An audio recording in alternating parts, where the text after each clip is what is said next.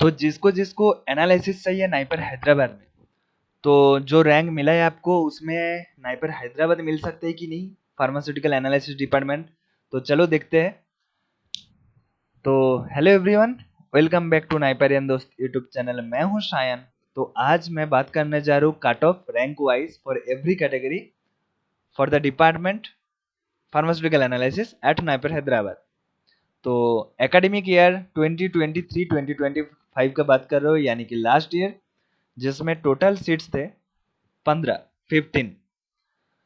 तो cut off का बात कर लूँ तो टॉप रैंक जो एडमिशन लिए वो थे ऑल इंडिया रैंक 110। तो यही था जनरल का ओपनिंग 110। और किस रैंक पे क्लोज हुआ था जनरल? तो जनरल क्लोज हुआ था ऑल इंडिया रैंक 197 में। ईडब्ल्यूएस एक ही सीट्स थे ईडब्ल्यूएस में, तो जो ओपनिंग था वही क्लोजिंग भी था।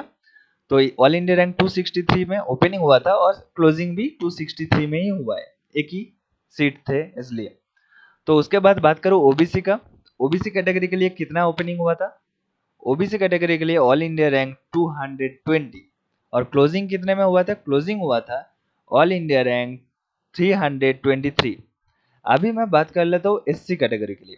एससी कैटेगरी के लिए जो ओपनिंग था वो था ऑल इंडिया रैंक 666, क्लोजिंग था ऑल इंडिया रैंक 1112।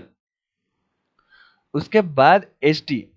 अभी कैन यू इमेजिन एसटी के लिए कितना जा सकता है, मतलब not only opening but also closing, क्योंकि इसमें भी एक ही सीट्स थे एसटी के लिए भी।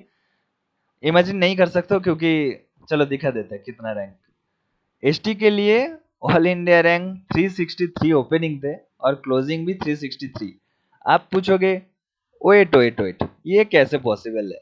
एसटी का क्लोजिंग हो गया था ऑल इंडिया रैंक 363 में, जबकि एससी का क्लोजिंग हुआ था 1112। तो इसमें मैं बता दूं कि सपोज 363 के पहले जनरल क्लोज हो जाता है, जैसा देख रहे हो इधर जनरल क्लोजिंग देखो ध्यान से, ऑल इंडिया रैंक 197।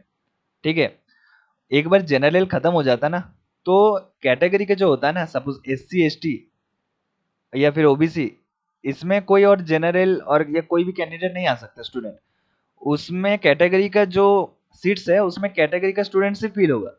ओबीसी के कैटेगरी में अगर ओबीसी फिल नहीं हो रहा है तो एसटी से फिल नहीं किया जाता है, जैसे जनरल में होता है। जनरल में अगर सीट्स फिल नहीं हो रहा है तो हो सकता है अगर एसटी का स्टूडेंट्स भी अगर जनरल का कट ऑफ क्लियर कर रहा है तो एज ए जनरल माना जाता है, कंसिडर किया जाता है, राइट।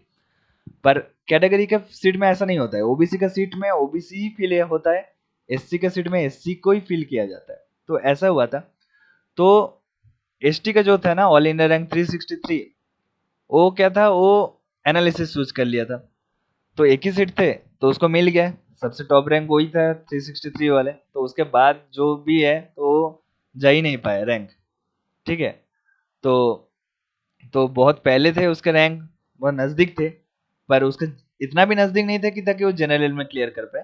तो उसके एसटी के लिए मिल गया, क्योंकि जनरल के बाद ये जो रैंक है 363 वाला, इसमें एससी में मिल सकता था, पर एससी में तो जा नहीं सकते एसटी के कैंडिडेट, राइट।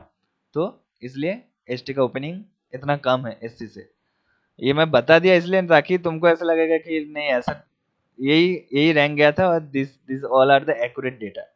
ठीक है, तो अगर आपको दूसरा डिपार्टमेंट के बारे में जानना है, लाइक फार्माकोलॉजी, एमबीए, ठीक है, एनालिसिस, मोहाली में कितना गए थे, वो अगर देखना है तो वीडियो ऑलरेडी चैनल में अपलोडेड है। नाइपर जेई काट ऑफ बोल के प्लेलिस्ट है, आप जाके जरूर एक्सेस कर सकते हो। तो बाकी और जो भी डिपार्टमेंट होगा वो भी मैं वीडियो अपलोड करता जाऊंगा। तो with this, thank you very much for today. I will see you in the next time with another cut off video. Thank you, bye bye.